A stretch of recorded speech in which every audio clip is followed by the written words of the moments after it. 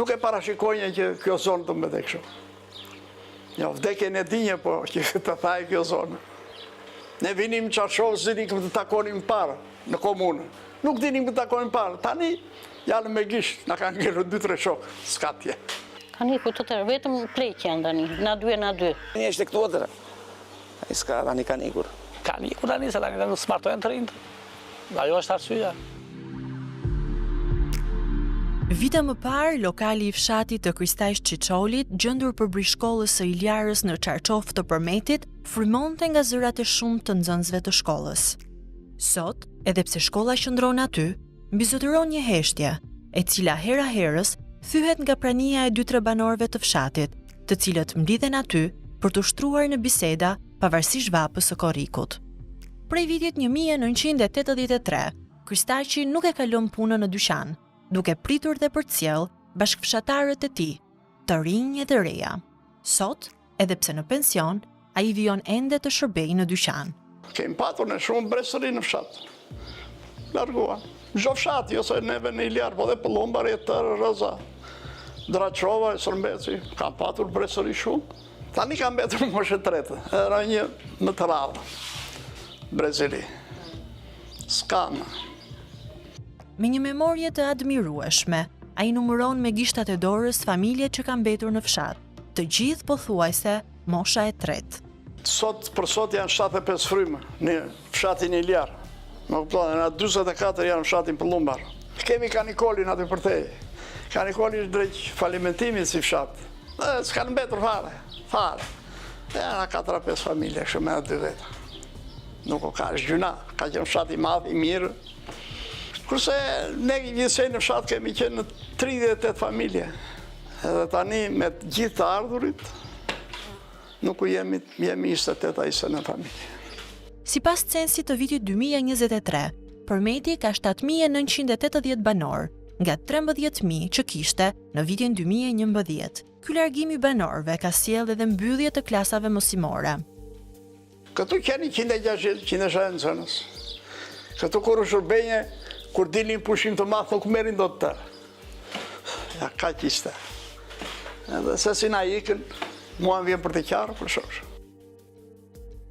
Jo më shumë se 15 minuta larg qytetit të Përmetit, gjendja e degraduar e rrugës e bën të vështirë mbërritja në fshatin Leus të njësisë administrative Petran.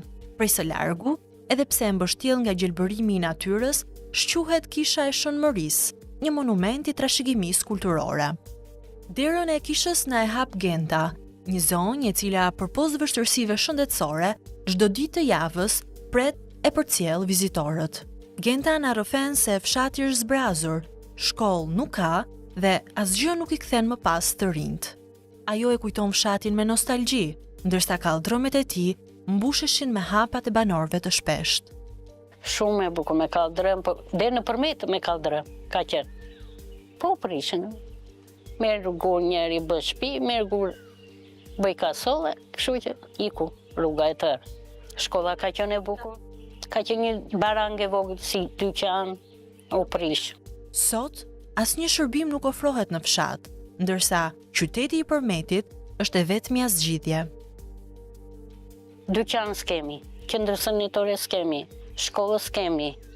Për një ushqim të vogël do vem poshtë. Ose do marrim makinë të sjellim ushqimet lartë. S'ka me se të paguaj edhe i marr kratë, zvare. Tani mora njërin u që më solli se isha pa qef, më mori 7.000 lekë. Kurse më përpara që kishme rrugën të prishur 25. Sikur edhe Tirana, s'është aq. Përpos vështirësive ekonomike dhe pamundësisë shëndetësore, Genta rrëfen se fëmijët e saj nuk duan më të kthehen në fshat. Është kthye njëri nga Greqia, ka marrë bakti 300 kokë, me gjithë grua. Edhe tani po riktu me bakti. Prap thot se kam atë mendje të rirë. Ndërsa del nga qyteti i Përmetit, rruga që të çon në fshatin Kaluth të Petranit ka plot tabela për rafting. Lumi i Vjosës për Bri ofron një panoramë të mrekullueshme, duke qenë pjesë e rëndësishme edhe jetesës së banorëve, të cilët punojnë tokat dhe mbajnë blegtorin. Prej vitit 1994, Albeti i prodhon bulmet në baxhën e familjes së tij dhe e shesin atë në qytete të tjera të vendit. largimet e popullsisë dhe kryesisht i të rinjve, për biznesin e tij është kthyer në mungesë punëtorësh. Para 10 vjetësh gjendje punëtorë sa të donje. Tani këto vitet e fundit shumë problem. Ikin në emigrim, gjejnë punë me blek më shumë, nuk diskutohet se. Ne këtë gjendje ekonomike që kemi, sipas gjendjes që kemi, ato paguajmë. Bides si vjet kanë vojtë shumë për punëtorë. Një ikte me një tjetër, rritë një javë rritë ikte, më shumë kanë punuar vetë, shumë problem. Shumë problem. Lefteri, kryeplaku i fshatit, duket pak më optimist, ndërsa e sheh largimin si një fenomen normal për mundësi më të mira. Pa ma nga 70 euro dita, po punoj vetë 100 euro në ditë. Unë këtu jam në sjellës, lexues. 350.000 lekë marr. Pa nxjerrin të ardhur se nga mjalti nxjerr. Nga bagetia se çumës e berti, plus që e pres në gusht, kam kërkesa shesdjate. Po dhe në punë jam nxjerr, nuk e kam problem për të rojtur ajo. Sipas tij, për brezat e rinj të familjeve emigruese pas viteve 90, është e vështirë përshtatja në vendlindje. Janë integruar ata familjes vinë, këtu nuk kthehet.